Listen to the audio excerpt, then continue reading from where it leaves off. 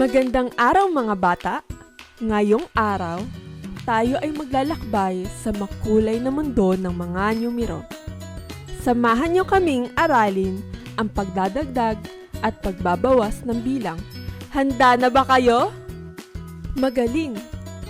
Dahil dyan, may kwento ako sa inyo. Ang bida rito ay walang iba kundi kayo. Isang araw, nakakalap ka ng masarap na amoy. Sa sobrang sarap ng amoy, sinundan mo ito at hinanap kung saan ito patungo. Sa wakas, ang amoy pala na iyon ay nanggagaling sa bakery ni Aling Nena. Nakaramdam ka ng gutom dahil sa amoy na iyon at nagpasyak na ikaw ay bumili. Ngunit, may isang problema. Wala kang pera. Kaya, nanghingi ka ng 20 pesos sa iyong ina para bumili ng mabango at masarap na tinapay. Bago ka bigyan ng pera ng iyong nanay, magkano ang pera na hawak mo? Kung ang sinagot mo ay 0, tama ka. Dahil binigyan ka ng 20 pesos, ilan na ang pera mo ngayon? Kung ang sagot mo ay 20 pesos, tama ka. Ang 0, kapag dinagdagan ng kahit anong numero, ay ang dating numero. Ganon din, ang kahit na anong number or numero na dinagdagan ng 0 ay hindi rin nagbabago. Ang tawag sa property na ito ng addition ay ang zero property. Pagdating naman sa kanto, nalaman mong birthday pala ng iyong kalaro na si Christian at naisipan mo siyang ilibre. Binigyan mo siya ng 9 pesos at 11 naman ang matitira sa'yo. Sa pagkakataong ito, pagsamahin naman natin ang mga pera nyo. Ano ang makukuha kung ang 9 dinagdagan ng 11? 20. Yan din ang makukuha kapag ang 11 ay dinagdagan ng 9. Kahit magkabaliktad ang dalawang numero, kapag pinagsasama sila, pareho ang magiging sagot. Yan ang tinatawag na order property of addition. Ngayon naman, nasa bakery ka, nakita mo na ang pandesal ay binebenta nila ng 5 pesos at ang ensaymada ay tiga-6 na peso. Nakabili ka ng isang pandesal at isang ensaymada. Kapag pinagsama ang 5 at 6 na ipinambili mo ng tinapay, magiging 11 pesos ang kailangan mong ibayad. Kapag binaliktad, ang 6 at 5 naman ang pinagsama, may magbabago ba sa kailangan mong bayaran? Wala. 11 pa rin ang kailangan mong bayaran. Ano nga ulit ang tawag sa property na ito ng addition? Kapag order property ang sagot mo, tama ka. Balak mo pa sanang bumili na isa pang tinapay.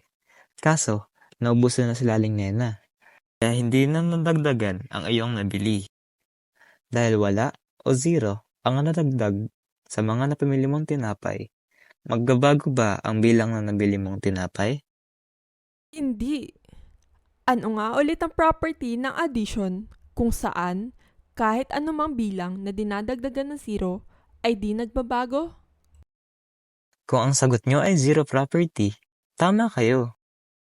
Tandaan mga bata, ang 0 at order property ay mga importanteng aral kapag nagbibilang tayo. Huwag nating itong kalimutan ha.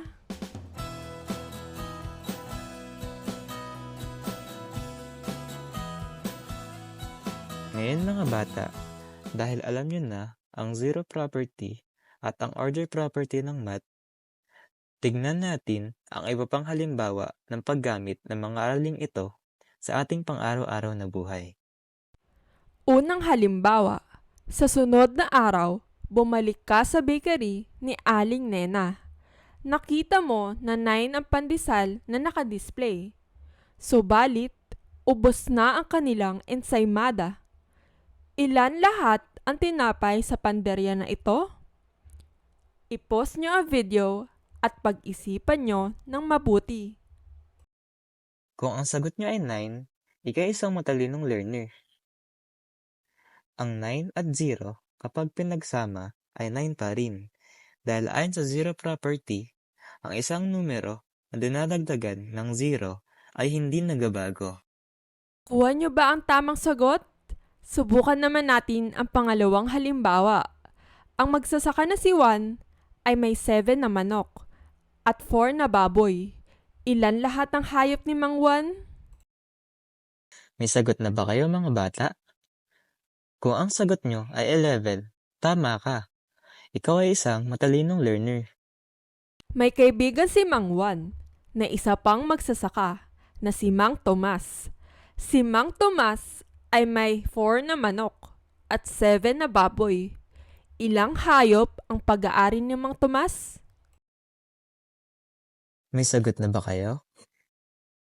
Ang tamang sagot ay 11 pa rin. Bakit? Ayon sa order property, kahit pinalitan ang pagkakasunod na numero o bilang, pares pa rin ang sagot. Kung 11 ang sagot mo, ikaw ay isang matalinong learner. Wow! Nagamit natin parehas ang zero property at ang order property sa halimbawa na ito. Ang saya naman! Siyempre, masaya kasi ang math dahil marami kang matututunan na pwede mong gamitin sa pang-araw-araw na buhay. Tama yan! At dito nagtatapos ang aming munting presentasyon. Kami uli, ang Group Matalino ng UP Diliman. Hanggang sa muli, paalam!